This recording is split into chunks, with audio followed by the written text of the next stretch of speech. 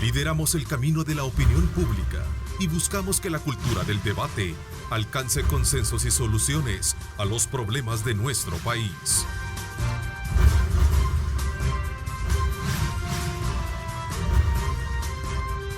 Diálogo con Ernesto López. 6 de la mañana con 31 minutos.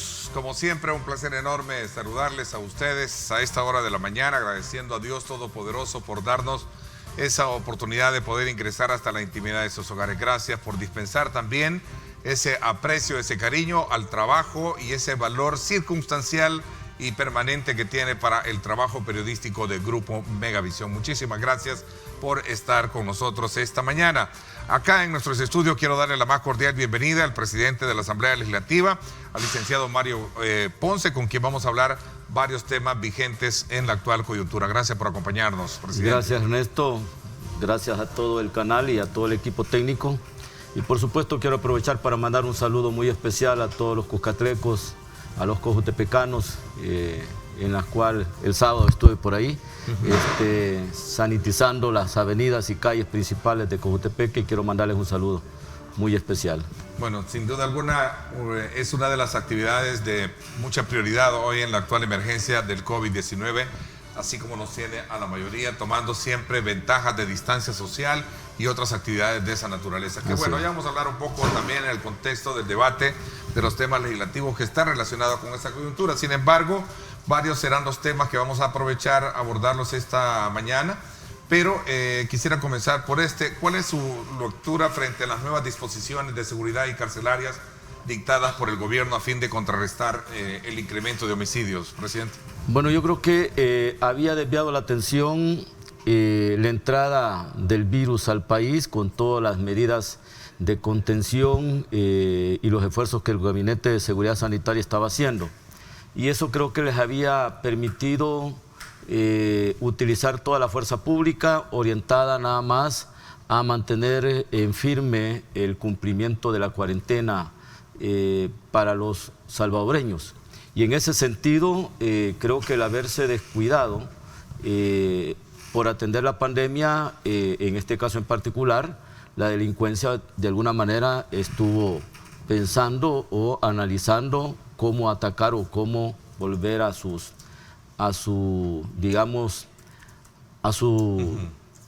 función del hecho de cometer delitos o planificarlos. Creo que ya el hecho de que se hayan puesto las alertas y aparecieran, digamos, cuántos fallecidos, un día creo que llegaron a 27, el mínimo creo que fueron 22 entre viernes, sábado y domingo. Eso quiere decir de que la delincuencia, mató más que el virus.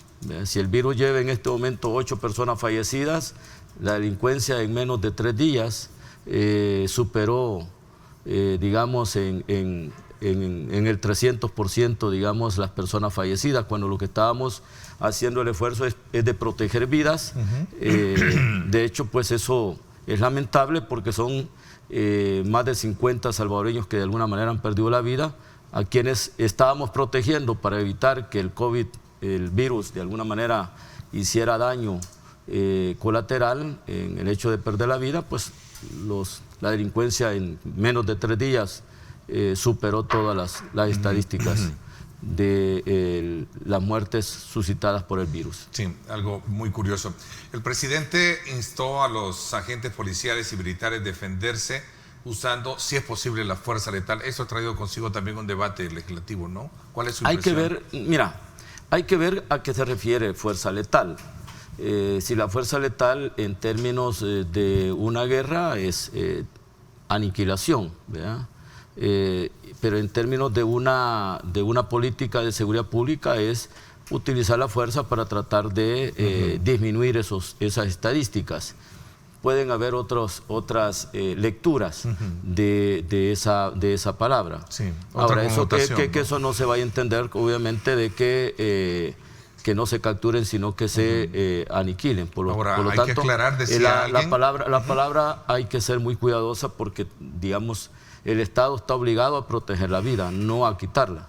Entonces, en este caso en particular, la palabra, pues, es lo Bueno, que... una razón bien discutible, porque muchos creerán, bueno, pero sí ellos, los delincuentes sí tienen licencia para matar y no andan pensando en que el Estado es resguarda el derecho como tal, ¿no? La muestra de ello es que imagínate llegar a 27 asesinatos en un día, 22 en otro, 20 en otro. Sí, el comparativo es que ahí te traen, quita más la delincuencia que la casi pandemia, a 70 fallecidos, que creo que ni la pandemia en los países grandes como México y otros países llegaron así tan rápidos en 3 días. Entonces, de hecho, es un golpe bajo al país porque por un lado se está protegiendo, se está protegiendo la vida, se están tomando medidas fuertes para tratar de contener el virus, mientras el Estado se prepara para tener todo el equipo necesario y poder de alguna manera tratar a las personas que salgan afectadas o que el virus haga daños colaterales producto de las enfermedades crónicas que obviamente existen. Entonces, creo que estas estadísticas de asesinatos dan tristeza porque por un lado se protege la vida, se evita que las personas se contagien, pero por el otro lado las pandillas son peor que el virus, pues en este caso en particular, porque en términos de 3 días te asesinan a más de 60 personas y pues es algo que nosotros no lo teníamos en nuestra agenda, no era algo que obviamente nosotros esperábamos que no sucediera, porque se habían calmado pensando en que se habían sometido, digamos, a las políticas de cuarentena, porque también ellos son víctimas, pueden ser víctimas de la pandemia en un momento determinado. Y aún que ellos están siendo, digamos, juzgados por un delito cometido, también estamos obligados a que el virus no pueda llegar a esos centros carcelarios, ni tampoco sus familias, porque son seres humanos. Entonces estamos protegiendo la vida en términos generales. Pero en efecto, repito, es un golpe bajo para el Estado, porque son casi más de 60 personas fallecidas que nosotros no pensábamos tenerlas en estos últimos 3 días. Bueno, voy a pedirle a mi equipo de producción que me tengan listo el video que veíamos en el noticiero, donde el gobierno ha presentado precisamente esas imágenes que demuestran que realmente la comunicación es uno de los aspectos que ha llevado precisamente interna, entre señas y ademanes o gestos, ha llevado precisamente a tener ese tipo de situaciones. Ahí está, a propósito de lo que posteaba el presidente de la República. Vamos a ver si lo podemos ampliar un poco más, porque planchas de hierro son las armaduras a colocar en las cárceles para evitar la comunicación entre los grupos delincuenciales. ¿Podemos ampliar esa imagen? Ahí podemos clic, ¿ok? Para poder de alguna manera comprender que de acuerdo a la inteligencia, ahí está, es esto que se ha conocido y se ha mostrado públicamente de la forma en cómo ellos se comunican, presidente. Sí, obviamente es un lenguaje muy... Y por eso ha llevado obviamente al director general a colocar lo que él llama planchas de hierro, ¿no? Es decir, a cerrar por completo. No tenía no había conocido el motivo por el cual se tendrían que poner las planchas de hierro, pero si ese era el objeto, hoy le encuentro, digamos, la respuesta a la decisión tomada por el director de centros penales. Pensé que era una medida demasiado extrema, pero en efecto creo que pues eso era lo que se buscaba con la decisión tomada por la Dirección de Centros Penales. Sigue siendo un problema muy serio. A muchos les despertó la curiosidad por qué de repente ese repunte de homicidios que llevó de la noche a la mañana a elevar el número de asesinatos, presidente. A todos nos ha sorprendido, a todos, especialmente a la autoridad, en este caso en particular a la corporación policial, que no tenía, digamos, idea alguna de que esto volviera a repuntar. Habían venido siendo, digamos, muy manejables las cifras, pues lo mejor en este país debería ser que no debería haber ningún muerto, ningún fallecido producto de la violencia.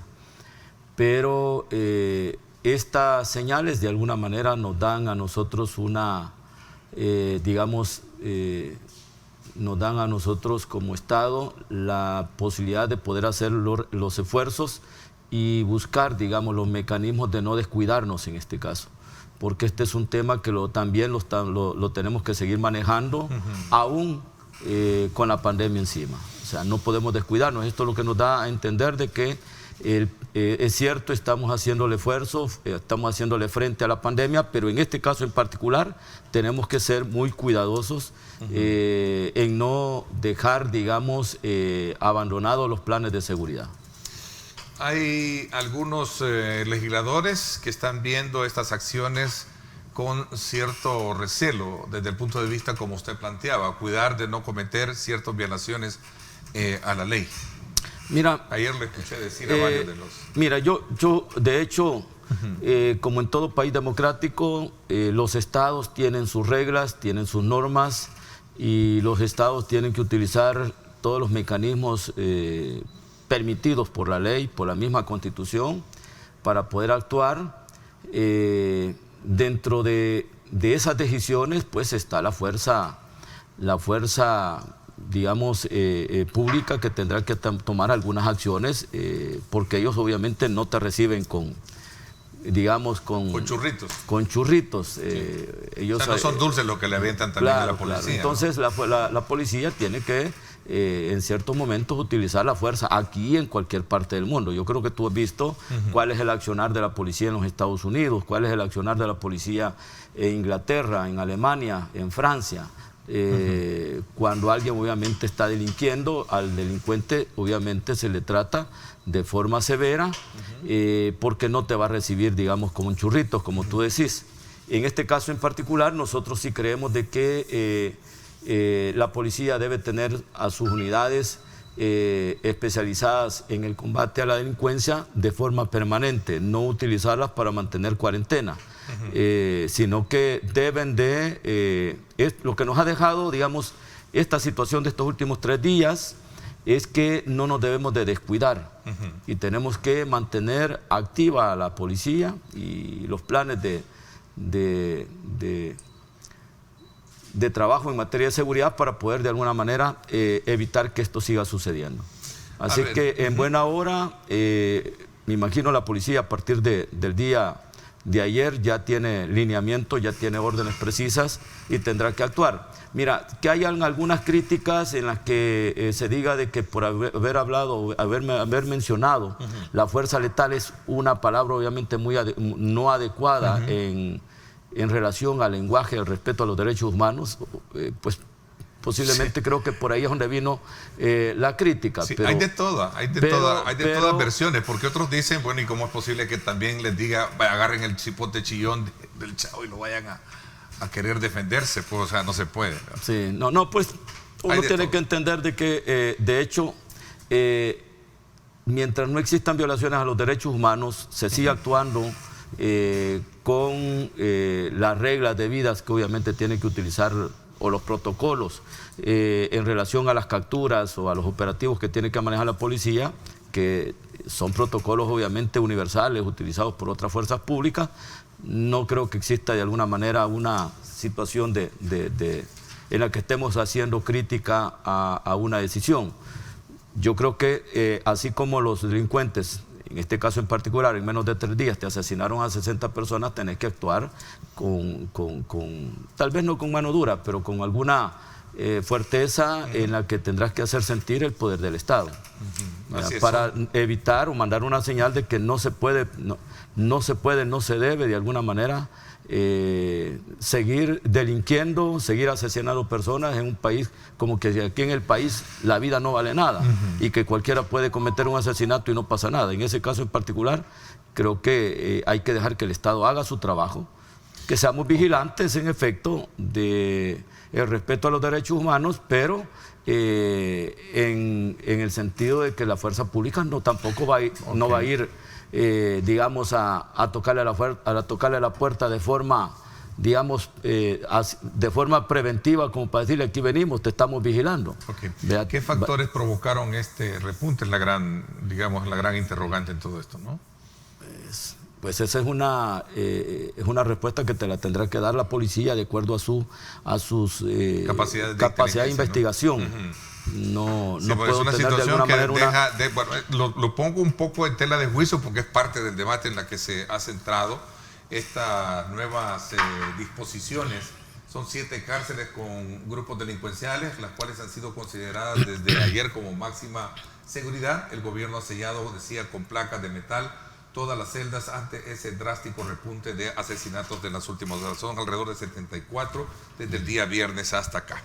Es más, el procurador ha dicho que no se puede hacer uso de esa fuerza, lo ha dicho el procurador, ¿no? Bueno, es el papel de esa institución, siempre va a ser ese papel. Aunque si tú fueras el procurador y fueras una persona pro defensora de la vida o pro control de la protección de la vida desde cualquier punto de vista, en evitar por todos los medios que no pierda la vida nadie, pero ese es el papel natural de un procurador, ese es el lenguaje de un procurador. Vean, no importa que en este caso en particular sea un delincuente. No te puedo decir más porque quien esté al frente de esa institución siempre va a estar protegiendo la vida por naturaleza. El derecho humano más importante de cualquier persona, aunque de alguna manera haya cometido un delito, es proteger su vida. De ahí dependen todo el resto de los derechos humanos de la persona. Pero ese es el papel y ese es el lenguaje de cualquier procurador o de cualquier persona que esté al frente de esa institución. Por lo tanto, lo veo muy normal. Okay. Bueno, pasemos a otros temas. Sin duda alguna, ayer en la Comisión Política hubo acuerdos importantes. Presidente, ¿se tiene que ver como una buena noticia el acuerdo de la Comisión que avala 15 días más para ampliar el estado de emergencia? Bueno, yo creo que se justifica. Si tú revisas el número de contagiados o los resultados de los contagiados de acuerdo al número de pruebas que se están haciendo, es bastante alarmante en los últimos 3 días. Y es alarmante porque cómo se ha disparado que en 2 días consecutivos hayan salido más de 24 personas o más de 20 personas contaminadas o con sí.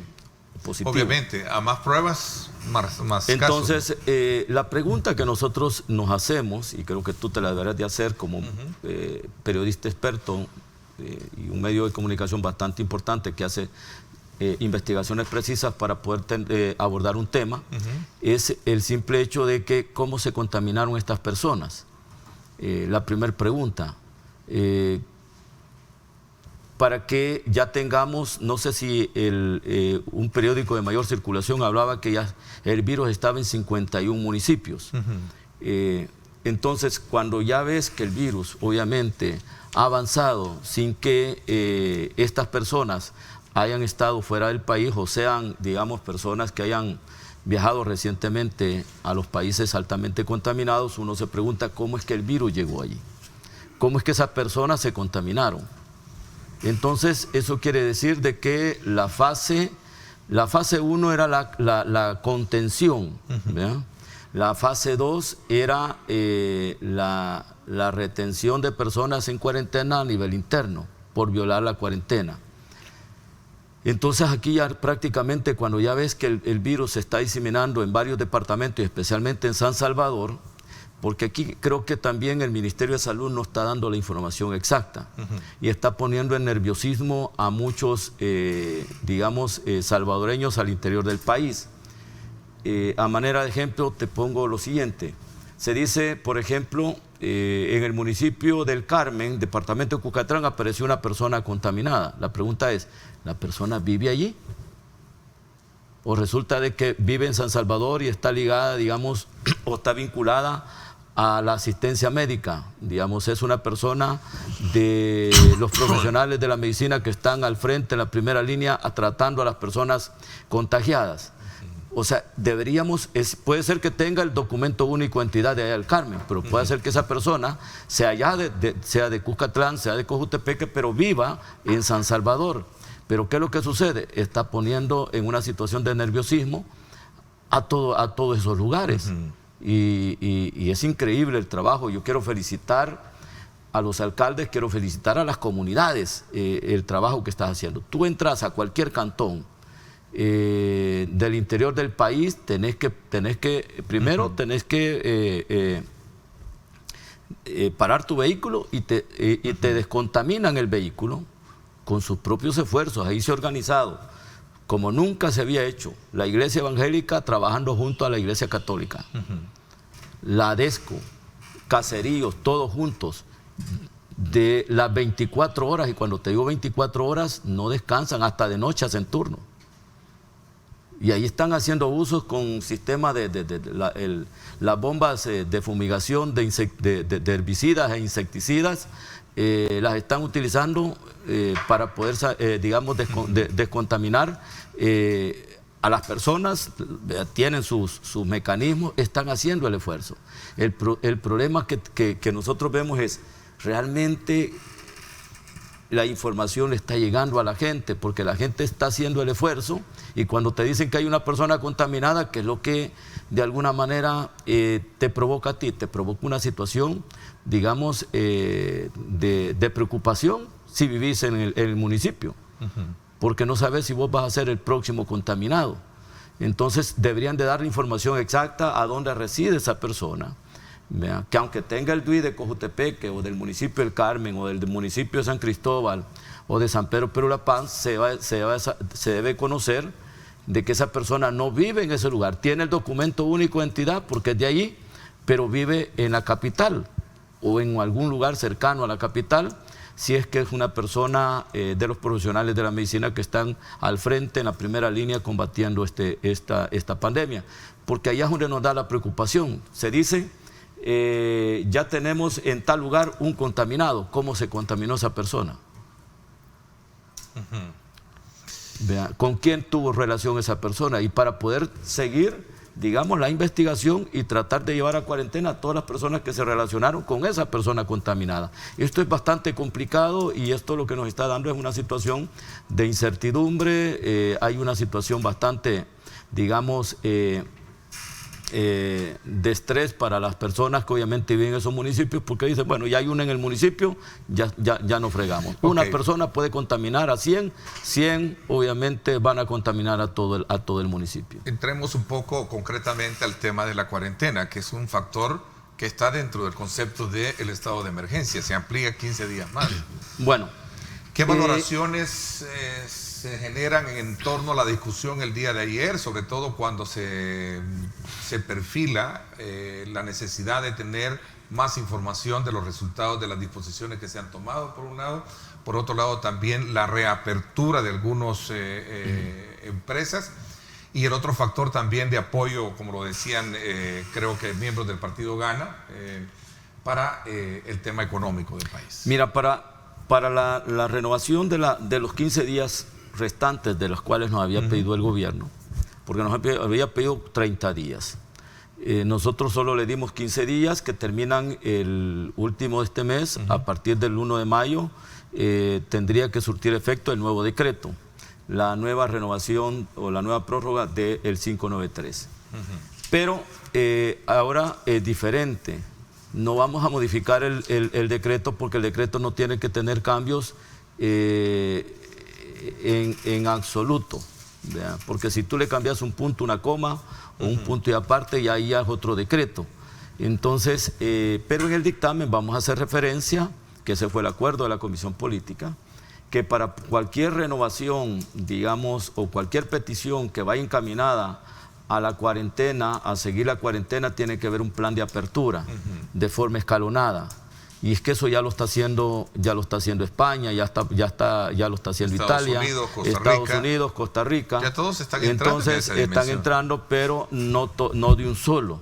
Estos países, si le damos seguimiento a esos planes de apertura económica, de apertura, digamos, del tejido productivo, lo están haciendo, digamos, con ciertos sectores.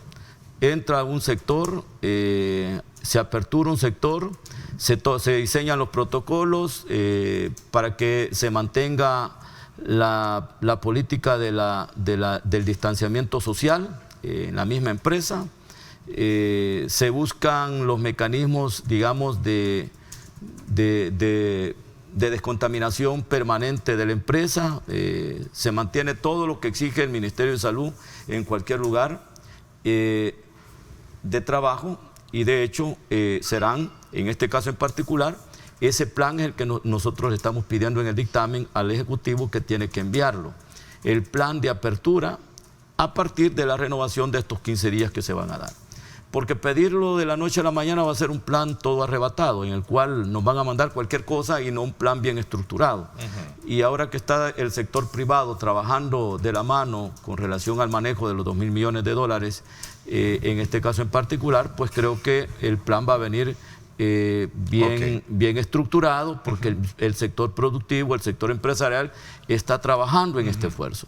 Entonces lo que le estamos pidiendo en el dictamen es que a partir de la renovación, allá por el 16 de mayo, cuando bajo el supuesto que pidan una nueva prórroga de la cuarentena, tú puedas mantener cuarentena, digamos, pero a cierto nivel, ya una cuarentena modificada. Focalizada incluso. Focalizada. Bajo el supuesto de que si tenés personas contaminadas en ese lugar, tenés que cerrar esa zona, ¿vea? Y toda persona que no sea de esa zona, sí, obviamente tiene que trabajar y tiene que seguir las medidas detalladas o diseñadas dentro de un protocolo productivo. ¿Por qué le hacía la pregunta? Es que iba precisamente bajo el énfasis de que qué tipo de conciencia o opinión se tiene dentro del seno de la comisión que estudia la petición frente a los efectos per se que la cuarentena misma genera. Criminales empresariales, ya usted lo mencionaba, y también la micro, la pequeña, los sectores emprendedores ya no tienen dinero para subsidiar esas planillas para este mes de mayo, presidente. Mira, eso es venir y querer, digamos, tapar el sol con un dedo, obviamente que eso es, en este momento las empresas, no solo las empresas pequeñas, la mediana empresa está sufriendo, digamos, las consecuencias de la paralización de su actividad. Y en este caso nosotros tenemos que buscar o diseñar, digamos, de forma inteligente una política que nos permita entrar, digamos, a producir quizás con mayor energía que cuando estábamos en cuarentena, a tratar de recuperar, digamos, lo perdido. Primero porque los inventarios para aquellas empresas, para la parte industrial, los inventarios se acabaron, especialmente para las empresas productoras de alimentos. Aquellas que de alguna manera dijeron que no eran necesarias que se abrieran. Ellos tendrán que entrar y duplicar los esfuerzos para tratar de recuperar el inventario que deben de tener para poder distribuir, tener una buena cadena de distribución del producto.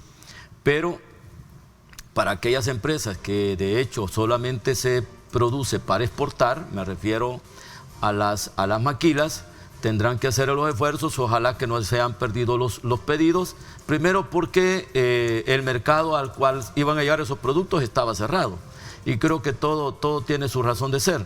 Entonces que los empleos que se mantenían a nivel de las empresas maquiladoras se vuelvan a mantener, y si es posible que se dupliquen, porque me imagino que el mercado va a necesitar de mejorar sus inventarios. Me refiero a esas empresas que obviamente reciben el producto salvadoreño, van a necesitar de alguna manera tener todos sus inventarios completos para tratar de distribuirlos en todas sus tiendas. Yo tengo la fe puesta en Dios que si hacemos las cosas bien, si orientamos todos nuestros esfuerzos de forma positiva y no estamos con, digamos, con posiciones negativas, y trabajamos todos de forma conjunta, el país va a salir avante. El país va a salir, digamos, con mayor energía, con mayor positivismo, y eso es lo que le tenemos que inyectar, digamos, a nuestro país y a nuestros compatriotas. La crisis nos va a permitir sacar fuerzas de flaqueza. Como dice un dicho, cuando llegan este tipo de cosas a donde se te lleva, digamos, a la mínima expresión, en el caso muy particular de El Salvador y el resto del mundo, de las cenizas vamos a renacer y vamos a resurgir, y ese es el esfuerzo que tenemos que poner. Tenemos que ser positivos y tenemos que trabajar en función de recuperar no solamente los 350.000 empleos que dice el sector privado que se pueden perder, sino buscar cómo duplicar esos 350.000 empleos para volver a tener, digamos, abastecido al mundo. Ok, interesante. Vamos a tratar la manera por la importancia que esto tiene y que sin duda alguna representa una esperanza para muchos empresarios y sobre todo también para muchos trabajadores que lo están viendo de esa manera. Están conscientes de que si bien es cierto, hay que ser estricto con lo que se ha hecho y hay que reconocer que se han hecho cosas muy buenas, pero también hay que reconocer que la situación posterior a esto puede ser mucho más complicada si no se toman medidas urgentes cuanto antes.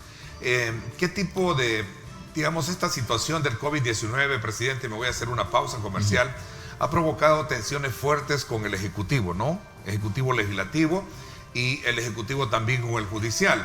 ¿Cómo piensan limar asperezas o corregir estos desequilibrios por el bien del país? Porque el gobierno está firme en que no es bueno flexibilizar la cuarentena, precisamente porque no se puede tirar al vacío lo mucho que se ha logrado hacer para contener estos casos. Ahí está un debate, un dilema, y vamos a regresar. Voy a hacer una pausa. Perfecto. Y regresamos para poder profundizar en esta y ampliar estos aspectos relevantes. 7:02. Gracias por estar con nosotros.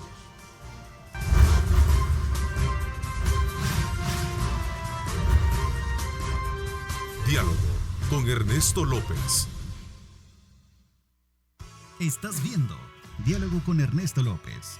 Yo me quedo en casa. Sé un héroe 503.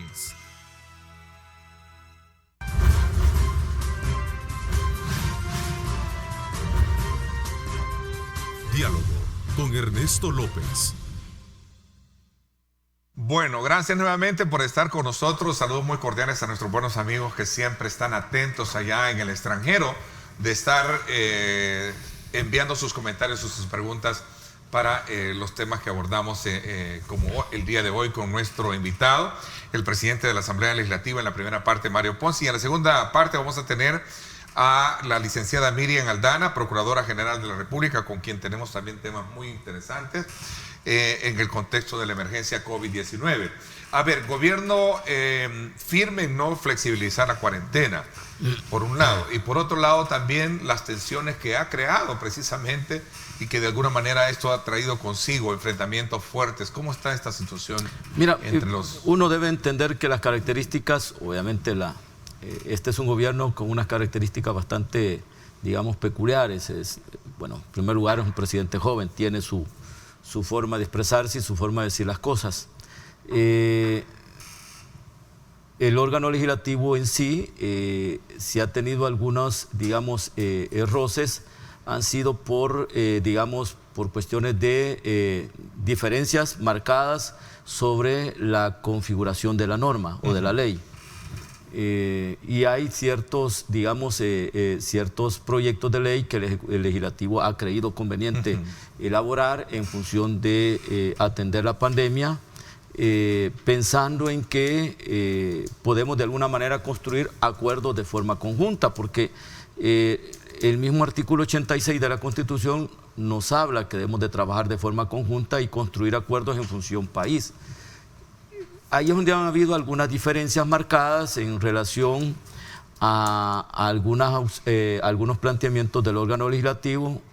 A manera de ejemplo, con los cambios que se le pensaban hacer al decreto 593 en relación a aperturar o darle, digamos, espacio a que cierto tipo de empresas que producen alimentos pudieran de alguna manera estar funcionando.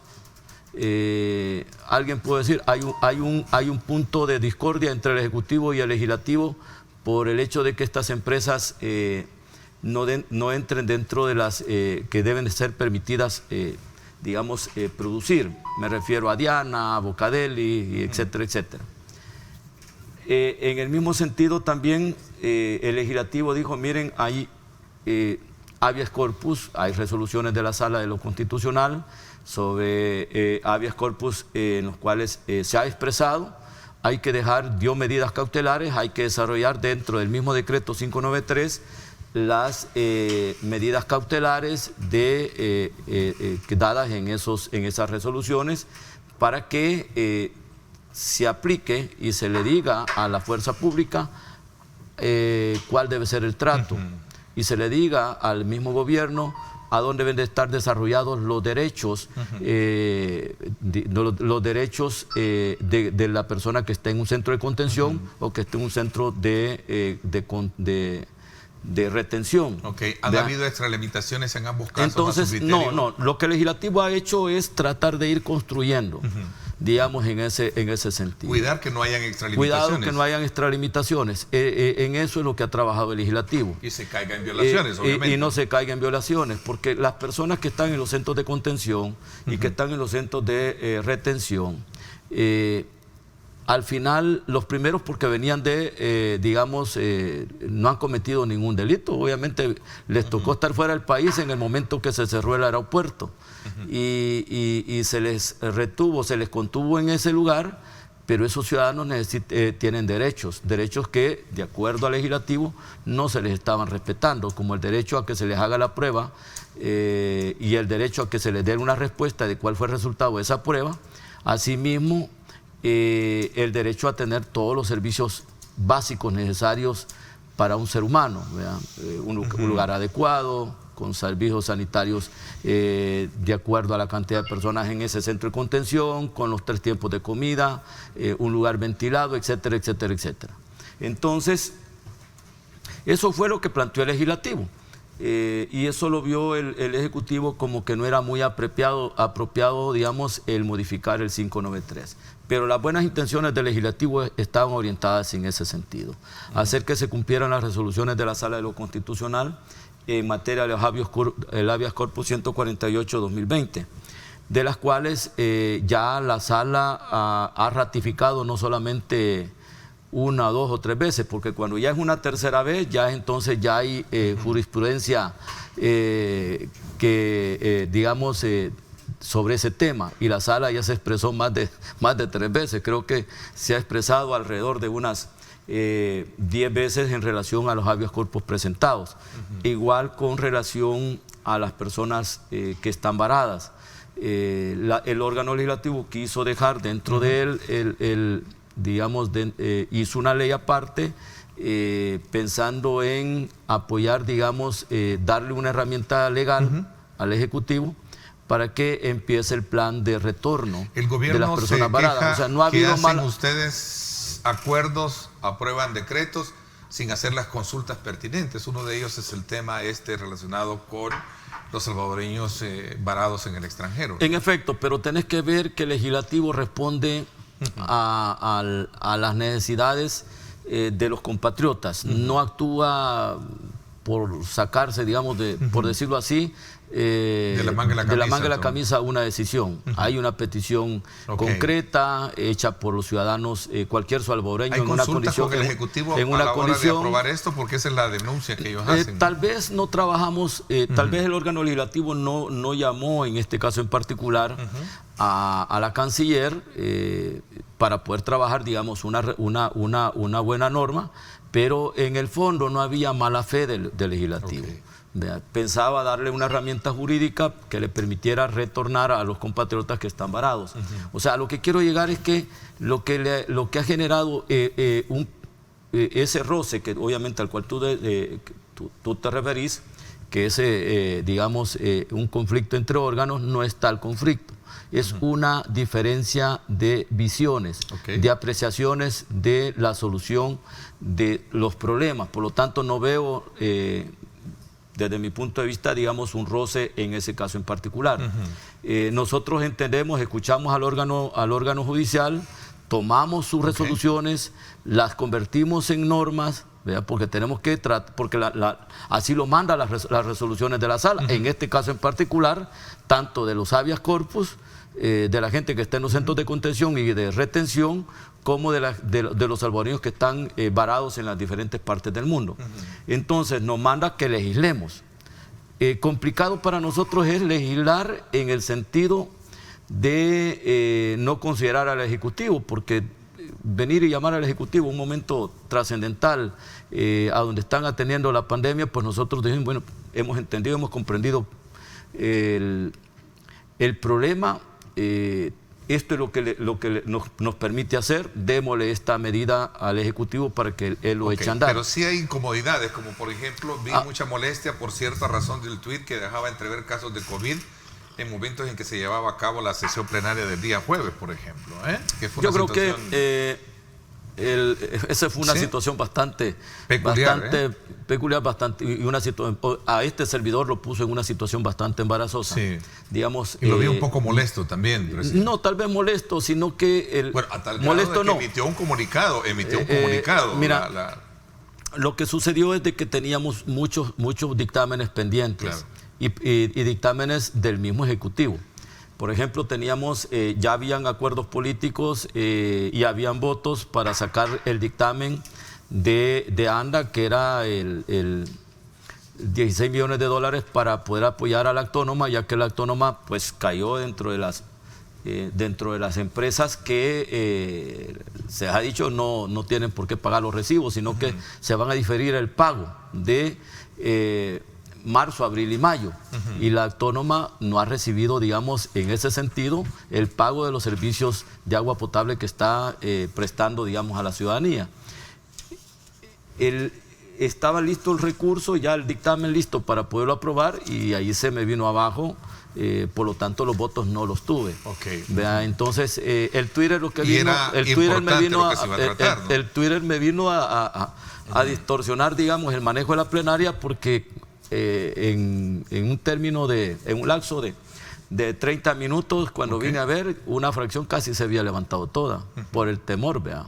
Claro. Porque se tira el Twitter, entonces, y prácticamente me quedé solo con los diputados del FMLN, que ellos no se movieron, más algunos 10 diputados de Arena y unos cuantos. Gana se había retirado totalmente. Entonces, ante los mensajes irresponsables del presidente Nayib Bukele con afectación a la Asamblea Legislativa utilizando el tema de la pandemia COVID-19, así fue titulado un comunicado de la Asamblea Legislativa. No estoy diciendo de Mario Ponce. No, esa fue una decisión de la Comisión Política. Sí hay tensiones, ¿no? Fue una decisión de la Comisión Política y es una comisión que yo dirijo.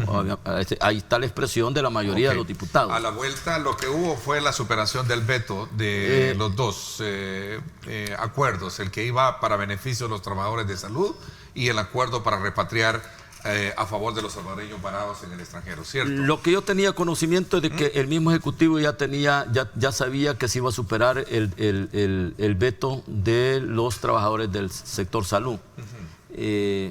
Pero no se iban a superar los otros 3 vetos. Lo que provocó, digamos, ese Twitter fue el hecho de que el día de ayer, por ejemplo, ya vaya dictamen para superar el veto con relación a la repatriación.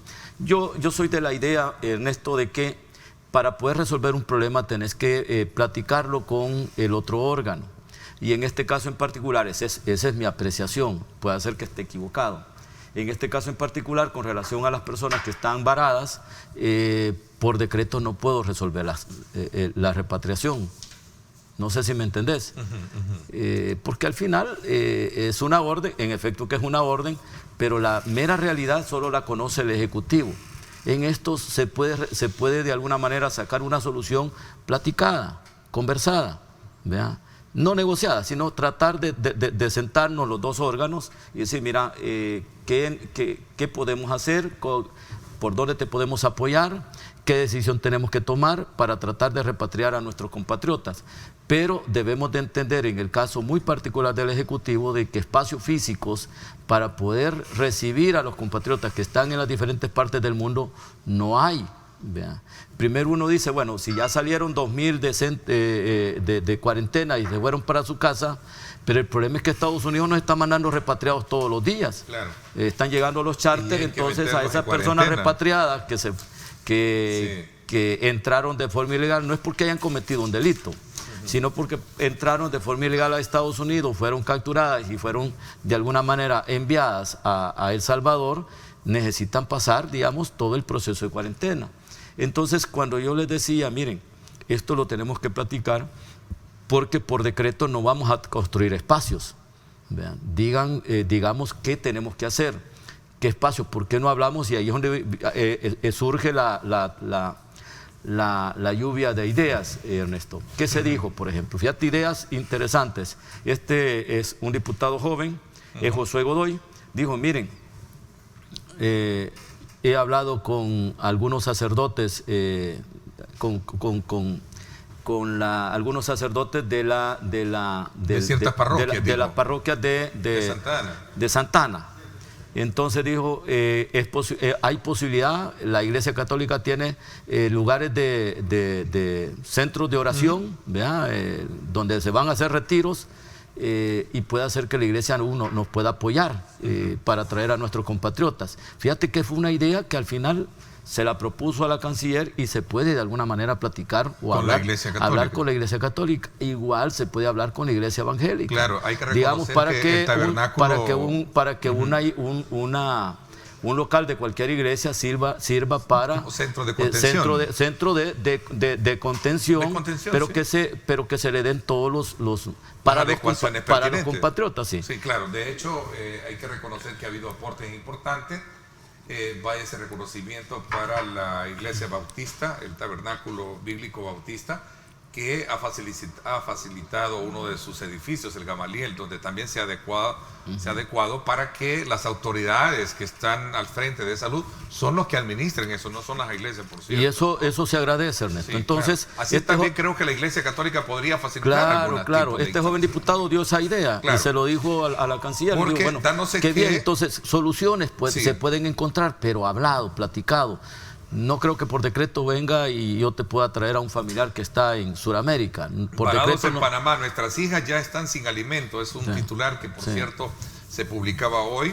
Esposos salvadoreños permanecen en Panamá. Les preocupa el desamparo de sus hijos en El Salvador y las pérdidas en sus negocios. Eso es parte de lo que nos haga llegar, ¿verdad? Decirle que se comunique a Cancillería, que busque que el teléfono de Cancillería no lo tengo, pero si podemos de alguna manera enviarle el teléfono de Cancillería para que Cancillería venga y pueda de alguna manera atender ese llamado del compatriota que está en Panamá, porque lo que está diciendo es que ellos están en Panamá y sus hijos aquí están sin alimentos. ¿Sí?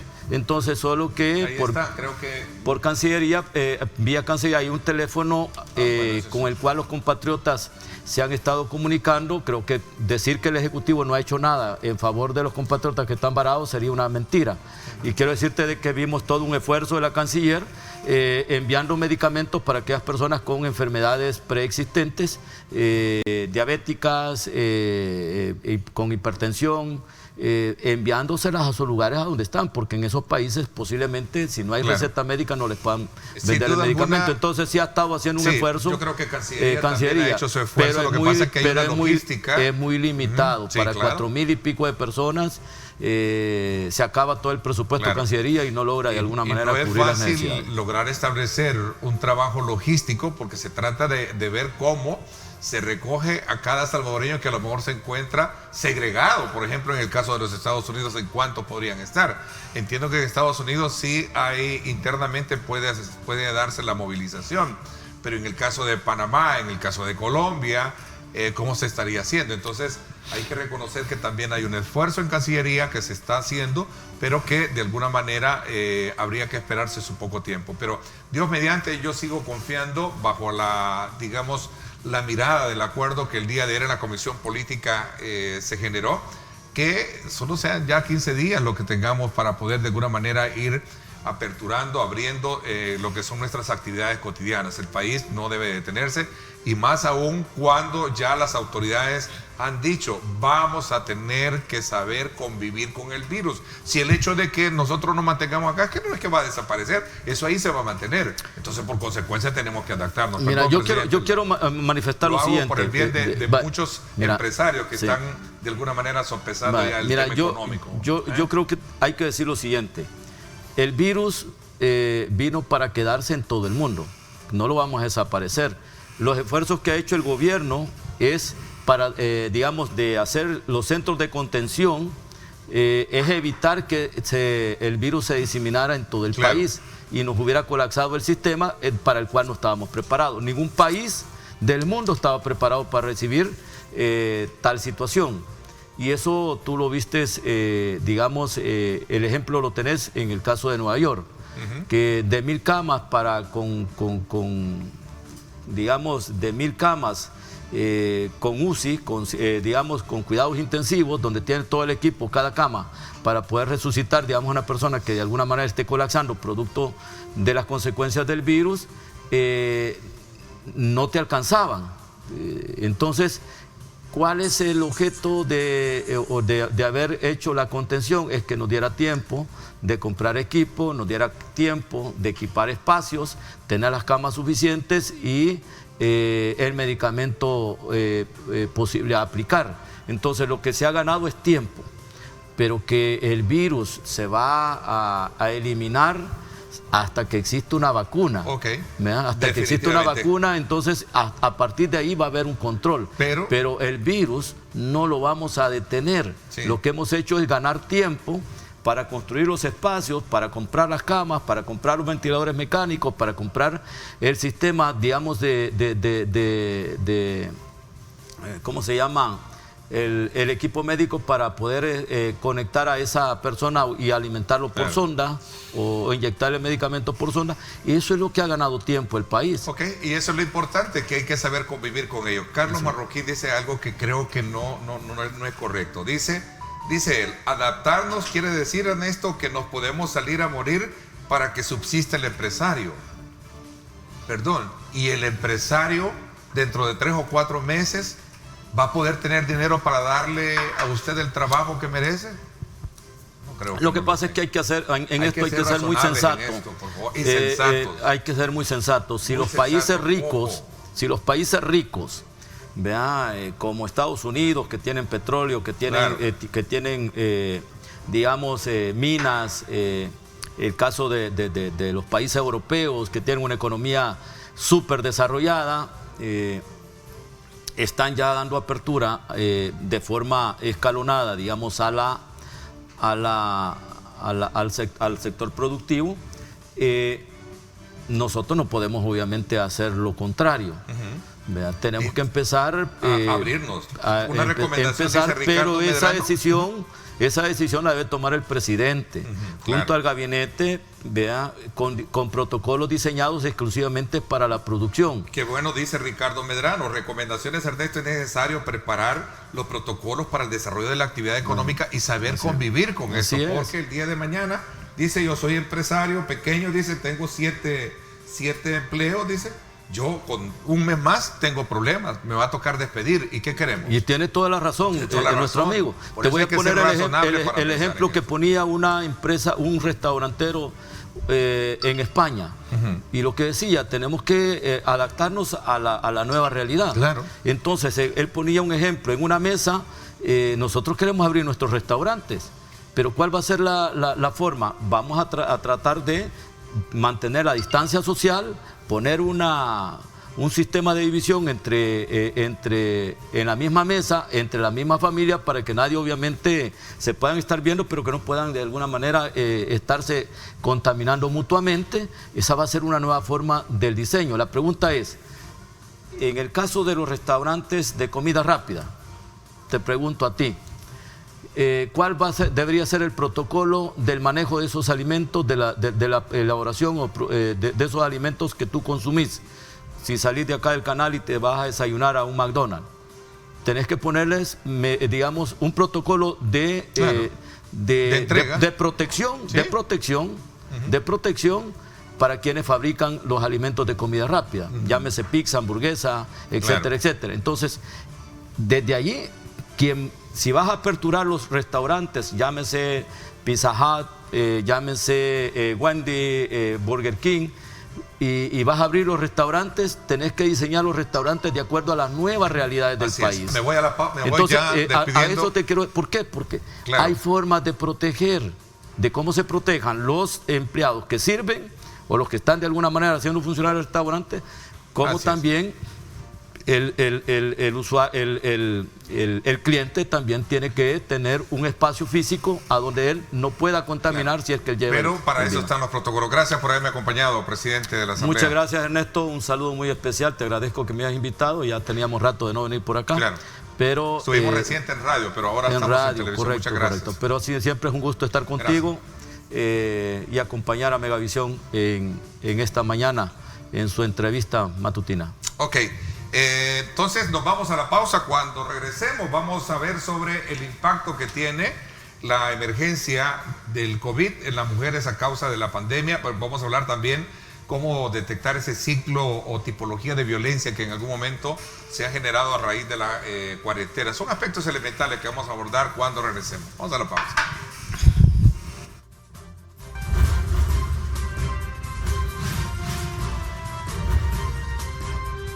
Diálogo con Ernesto López. Estás viendo Diálogo con Ernesto López. Yo me quedo en casa. Sé un héroe 503.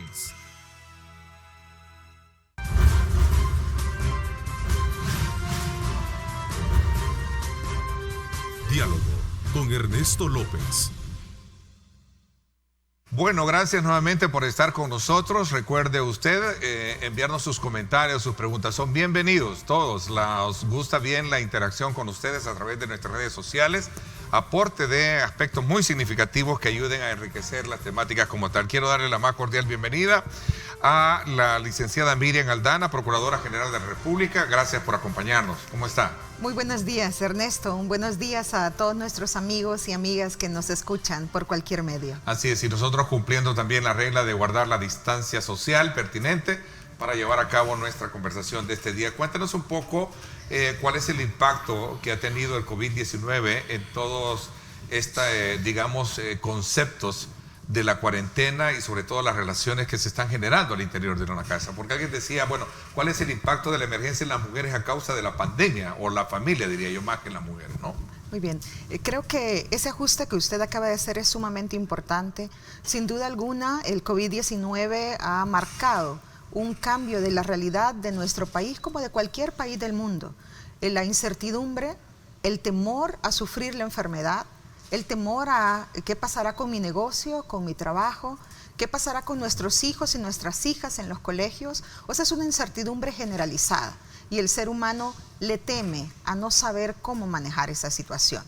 Por tanto, esas circunstancias han tenido una incidencia fuerte dentro de las relaciones familiares, dentro de las relaciones de pareja y también dentro de las relaciones con nuestros hijos y con nuestras hijas.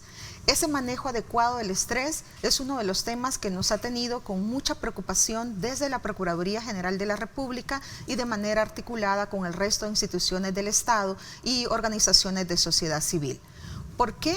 Porque necesitamos venir a generar nuevas formas de cómo venir a presentar nuestras relaciones. Es importante, por una parte, eliminar los estereotipos. Las responsabilidades dentro del hogar son responsabilidades que deben de ser compartidas entre todos los miembros del núcleo familiar.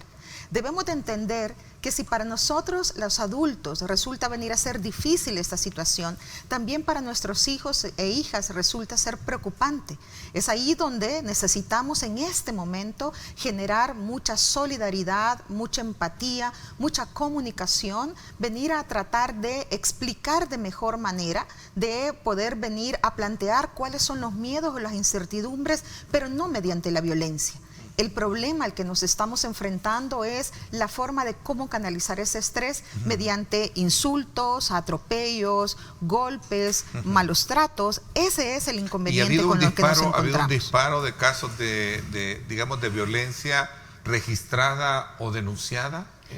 Cuando nosotros vemos la comparación frente a un periodo similar, ¿sí?, notamos que las cifras de denuncias han disminuido. Okay. Nosotros comenzamos con las líneas tradicionales de atención, que obviamente nos obligó inmediatamente a reforzarlas, y al principio solo contábamos con una cifra de más o menos 400 denuncias frente a miles de denuncias el año anterior. Eso nos obligó como institución venir a buscar nuevas formas de comunicación, líneas abiertas, mensajes a través de nuestras redes sociales, para poder venir a brindar las asesorías. Desde el 14 de marzo, que comenzamos con este proceso de atención, al 25 de abril, que es la última de las fechas actualizadas, hemos tenido la necesidad de brindar la atención a 1.100 mujeres que han venido a denunciar. 664 de esta cifra han sido para asesorías legales. Es decir, para marcarles cuál es la vía de la denuncia, para explicarles cuáles son sus derechos y para hacerles del conocimiento qué instituciones del Estado deberán estar atendiendo este fenómeno. Pero note que más allá de venir a explicarles cuál es la vía y de activarnos como instituciones del Estado, debemos de venir a generar la conciencia alrededor de todas las personas que convivimos en un núcleo familiar para que podamos comprender que ese es el momento oportuno para cambiar el entorno, para cambiar la forma en cómo estamos viniendo a relacionarnos, para generar los espacios. Si padres o madres no conviven juntos, pues entonces que los hijos o hijas puedan en este momento venir a hacer el foco de atención, venir a mejorar la forma en cómo podemos venir a comunicarnos con ellos y ellas y no generar un asunto que viene a complicar la situación y a propiciar que se derive en un mal manejo de esta situación. Entonces, estas formas nuevas de comunicarnos nos han permitido brindar asesorías, pero también, en caso de ser necesario, los acompañamientos. No sé si le malentendí, pero me gustaría todavía detenerme en ese punto, Procuradora. Es decir, las denuncias de violaciones de irrespeto o violencia han disminuido. Sí. ¿Será, y aquí viene la pregunta, han disminuido por las restricciones de circulación, que no ha sido tan fácil el acceso, o porque a causa de la difícil situación las parejas han logrado comprender lo útil que es estar unidos frente a una adversidad como la pandemia? Ok, muy bien. Creo que la disminución... Que sería lo último para mí, lo mejor, ¿no? Claro, por supuesto. Compartimos ese enfoque que ojalá que la disminución de la denuncia fuese porque nos ha permitido hacer una reconsideración de la forma de relacionarnos. Pero también creemos que hay otros factores. El primero de ellos es la cuarentena domiciliar, los temores a salir, los temores a contagiarse, el temor a no saber si la institución estatal va a tener la apertura para la recepción y el manejo del caso. De no saber si la medida de protección va a poder venir a ser impuesta y además verificada su cumplimiento efectivo, porque una cosa es que se imponga la medida y otra cosa distinta es que la medida pueda realmente venir a operativizarse o a generar la disminución inmediata de las formas de manifestación de violencia o de discriminación que pueda venir a plantearse. Por otro lado, también la generación de esta crisis de una baja autoestima. O sea, ¿merezco yo ir a denunciar? ¿Se me atenderá a mí en mi caso? ¿Me pondrán atención de mi vivencia diaria, del maltrato que estoy viniendo a señalar? Y además, el tema de la naturalización de la violencia. A pesar de que estoy escuchando que hay un grito, peligro en mi entorno, pues tampoco procedo a denunciar porque también no sé si será atendida. Entonces pueden ser muchos los factores que pueden venir a incidir en este tema.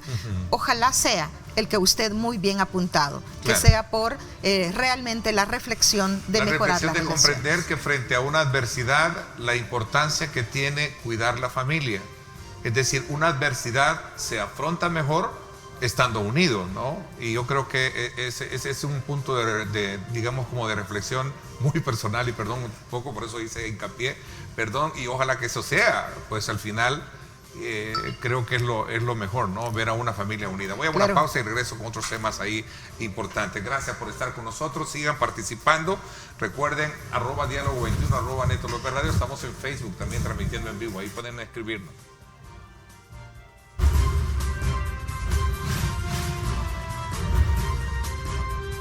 Diálogo con Ernesto López. Estás viendo Diálogo con Ernesto López.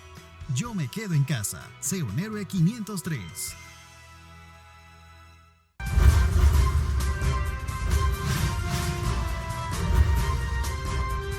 Diálogo con Ernesto López.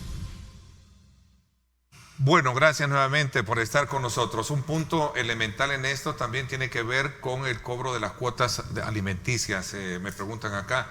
Y es importante saber qué mecanismo se está haciendo y más aún cuando la condición de las empresas ha sido muy difícil hoy en día. Ok, muy bien.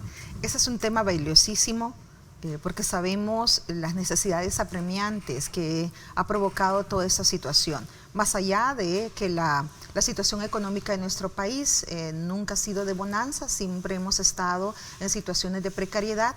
la Procuraduría General de la República ha estado sumamente consciente de esa circunstancia. Y aquí hemos hecho varias acciones. Todas ellas muy importantes, tendientes a viabilizar la entrega del deber económico de apoyar a nuestros hijos de la forma más expedita posible. Lo primero que hicimos fue mantener en primera línea de atención.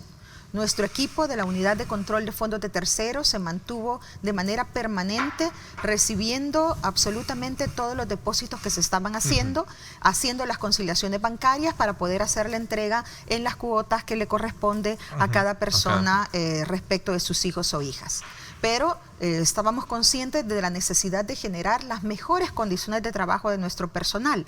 Entonces, la modernidad, la digitalización, además la generación de vías de comunicación nos obligó a que inmediatamente comenzáramos a hacer gestiones con dos de nuestras instituciones bancarias más fuertes con las que trabajamos. Por una parte, con el Banco de Fomento Agropecuario, para que mediante el envío de las notas de abono, después de que la persona obligada a pagar alimentos hace el depósito en la cuenta institucional, ella debe de enviar esa imagen desde su teléfono o cualquier medio digital hacia un correo electrónico que ha sido habilitado desde la institución, para que una vez que identifiquemos el nombre de la persona que lo envía, la cantidad dineraria depositada, el nombre de la persona beneficiaria, entonces nosotros procedamos a hacer esa conciliación y el pago inmediato.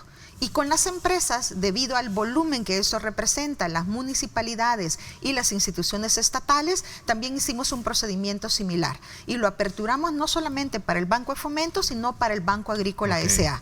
Entonces el procedimiento es muy similar. El pagador institucional, ¿verdad?, hace la retención del dinero, la deposita en las cuentas institucionales, nos envía el comprobante de abono junto con la nómina del total de empleados a las que les ha hecho el descuento, con el número correspondiente del expediente de familia, y luego nosotros procedemos a conciliar y a pagar. Pero son aquellas empresas que están medianamente autorizadas para trabajar, ¿o qué pasa con aquellas que están completamente cerradas? Muy bien. En el caso, obviamente, todo esto depende de la viabilidad.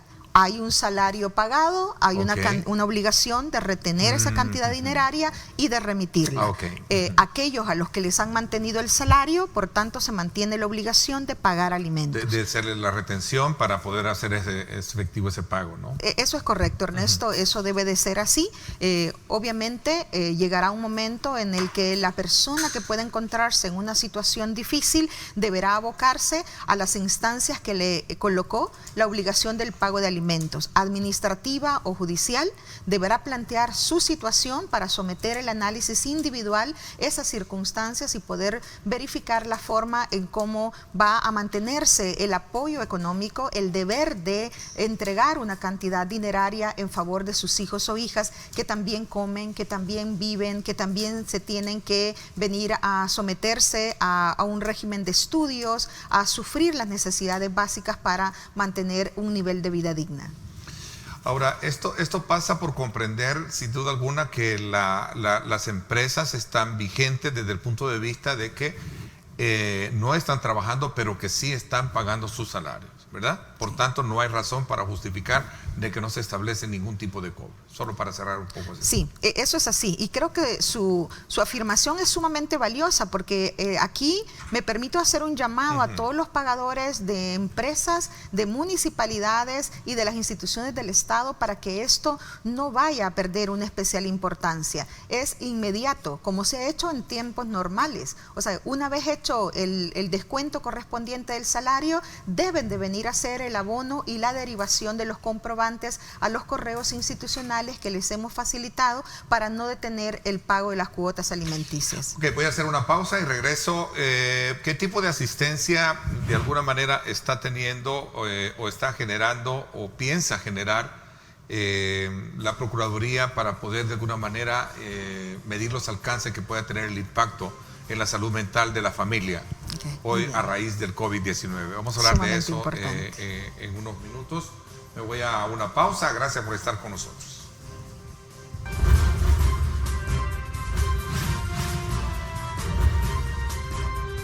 Diálogo con Ernesto López. El futuro es imaginar, es pensar en grande. Prepárate hoy. Estudia en la UFG y amplía tus oportunidades. UFG, tecnología, innovación y calidad. Bueno, gracias nuevamente por estar con nosotros. A ver, ¿qué tipo de atención psicosocial se presta bajo este momento que está pasando el país con respecto a la emergencia? ¿O qué tipo de atención se proyecta en algún momento? Porque de acuerdo a algunos especialistas, el tema del estrés y todos aquellos aspectos que genera el estar confinado, a la cual no estamos la mayoría acostumbrados, esto de alguna manera va a requerir atenciones de carácter de salud mental, ¿no? ¿Hay algún plan o cómo ustedes de alguna manera están visualizando esto, procuradora? Muy bien, desde el primer momento que se anunció la emergencia nacional y luego la cuarentena domiciliar, la institución, cumpliendo el mandato establecido en el artículo 194 de la Constitución, revisó cuáles eran sus áreas de atención. Y nos dimos cuenta que debido a que nosotros atendemos a los grupos más vulnerables de la población, mujeres, niñez, adultos mayores, personas con discapacidad, necesitábamos mantener toda nuestra planta de atención para que ahí pudiera canalizarse todas las asesorías legales de las cuales hemos estado hablando, aunque hemos hablado específicamente en el tema de mujer, pero por supuesto también, además de todo el tema económico, el tema de asesorías legales, hay un aspecto sumamente valioso que no podemos dejar a un lado, y es la atención psicosocial. De tal suerte que no solamente a través de la unidad de atención especializada de la mujer, sino desde nuestra área de atención psicosocial hemos generado canales de acompañamiento. Hemos tenido necesidad de poder venir a hacer llamadas telefónicas para controlar una crisis de una persona. Hemos tenido necesidad de comenzar toda una campaña comunicacional tendiente a mandar mensajes de esperanza, a mandar mensajes de solidaridad, a decirle que no está sola, ninguna de las personas estamos solas, a decirnos que este es el momento oportuno para poder generar y sacar lo mejor de cada uno de nosotros para apoyarnos en esta crisis. Entonces, la Procuraduría General de la República sigue brindando, como lo ha hecho desde el primer momento de la emergencia nacional, los acompañamientos psicosociales a través de cualquier medio, campañas comunicacionales, llamadas telefónicas y además la generación o los pronunciamientos cuando ha resultado venir a ser propio. Las cifras estadísticas nos están mostrando que al menos hemos hecho 156 atenciones psicológicas a personas en crisis. Han comenzado llamando para pedir, por ejemplo, una orientación sobre cómo venir a acceder a la verificación de los $300 de apoyo económico que brindó el Ejecutivo, pero se desquebraja, o sea, llora, o sea, preocupa, manifiesta su ansiedad alrededor del punto. Entonces, es ahí donde se hace la derivación hacia nuestro equipo de psicólogos y psicólogas institucionales para que ellos puedan venir a brindarle la atención necesaria y logre superar la crisis en la que se encuentra. ¿Se ha logrado superar el déficit del cual se hablaba anteriormente en cuanto a cuotas de alimenticios? Preguntan las cuotas alimenticias, pregunta un televidente. Se tenían como $400.000, sí. Entiendo, o millones. No, eran $400.000. Eso es así. Lamentablemente no. Cuando nosotros hacemos una evaluación comparada, que es como el parámetro que podemos utilizar para ese propósito, y pese a todas estas formas de modificación institucional tendientes a viabilizar o hacer más expedita la entrega de esa cantidad dineraria a la cual están obligados a entregar los alimentantes, denotamos que a esta fecha hemos logrado hacer un pago de $2.219.106.16.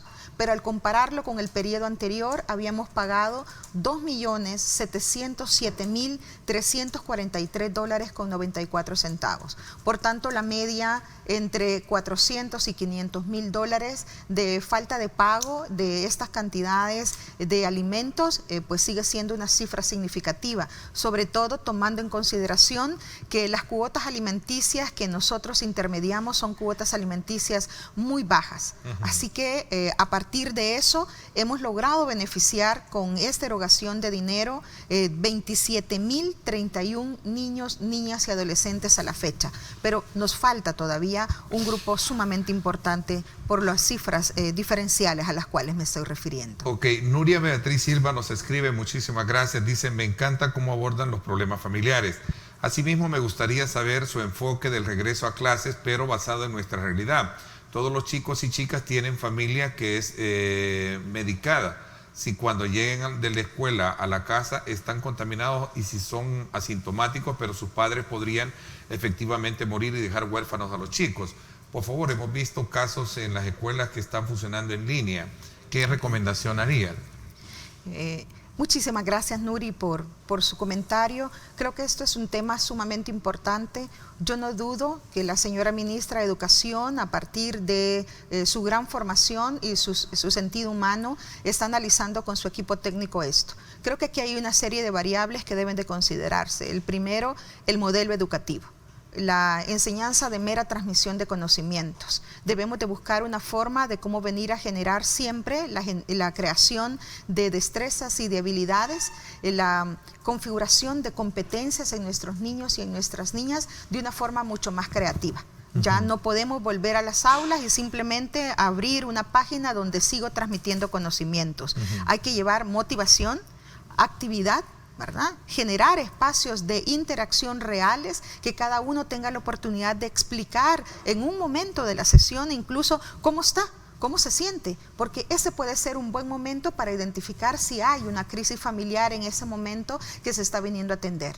Por el otro lado, hay que verificar si absolutamente todo el estudiantado en general a nivel nacional tiene la capacidad para contar con una herramienta digital, con un equipo informático, con una red Wi-Fi que le permita venir a continuar. Pero además, este es un tema importante, lo que Nuri nos ha comentado.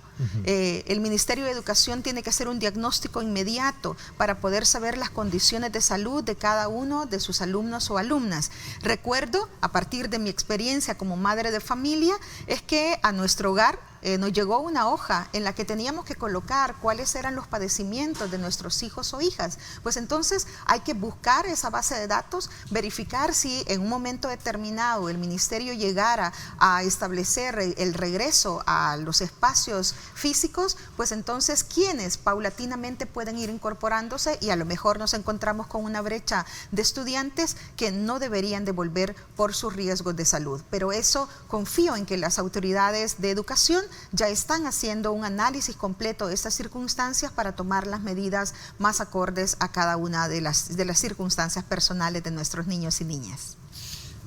Mi hijo le están descontando la cuota alimenticia, dice, y mi hijo le puso $170 más la cuota para que el niño no le falte nada.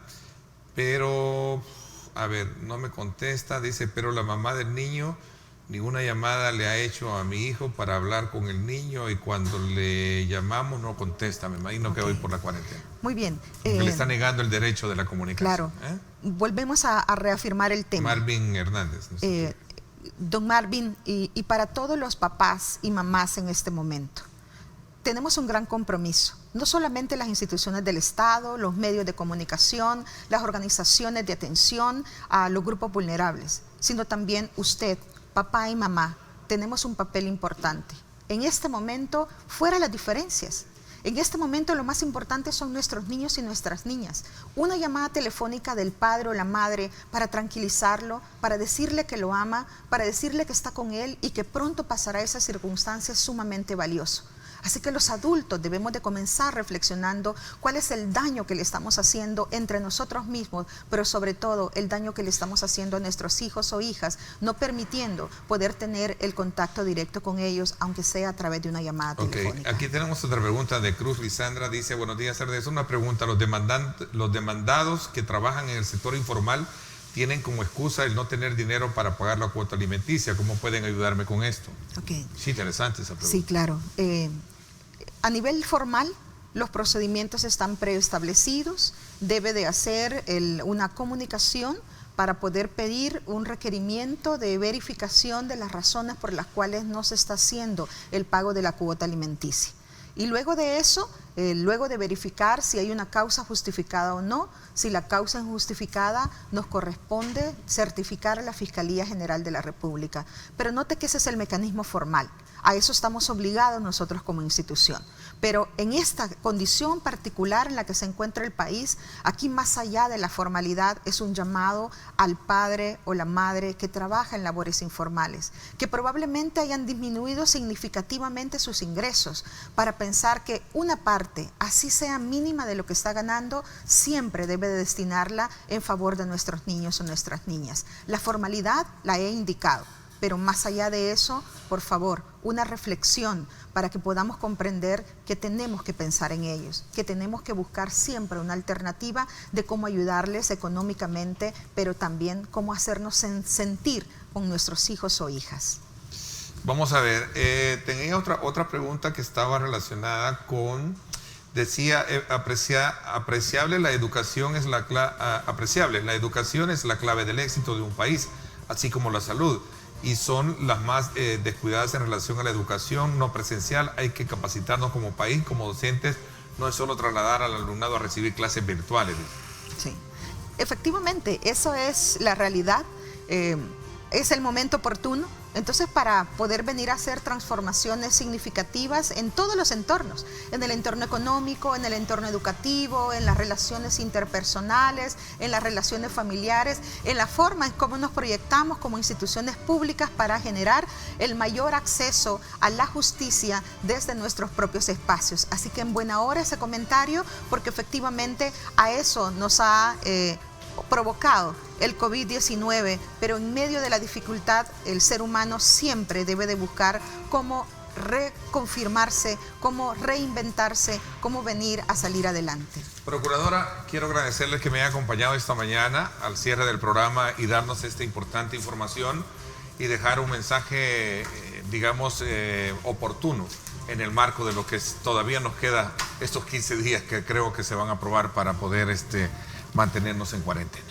El primero es agradecer al personal de la Procuraduría que ha estado siempre dispuesto a no cesar sus servicios para ayudar a toda esta población que se encuentra en un gran estado de vulnerabilidad. Pero por el otro lado, hacer un llamado absolutamente a todas las personas que vivimos en nuestro querido país, para aprender a relacionarnos, para romper estereotipos, para buscar una forma de cómo apoyarnos, para abrir los espacios de las mejores relaciones entre el núcleo familiar, para que si tenemos la posibilidad de hacer el pago de las obligaciones de cualquier tipo, dándole especial prevalencia a nuestros niños y niñas, lo hagamos. Y para que entendamos que hombres y mujeres somos iguales en dignidad y en derechos, y por tanto debemos aprender a respetarnos recíprocamente. Muchísimas gracias por haberme acompañado, éxitos en las labores, gracias por mi parte, esto es todo por hoy, pásenla bien y como siempre recuerden lo más importante, amar a Dios sobre todas las cosas.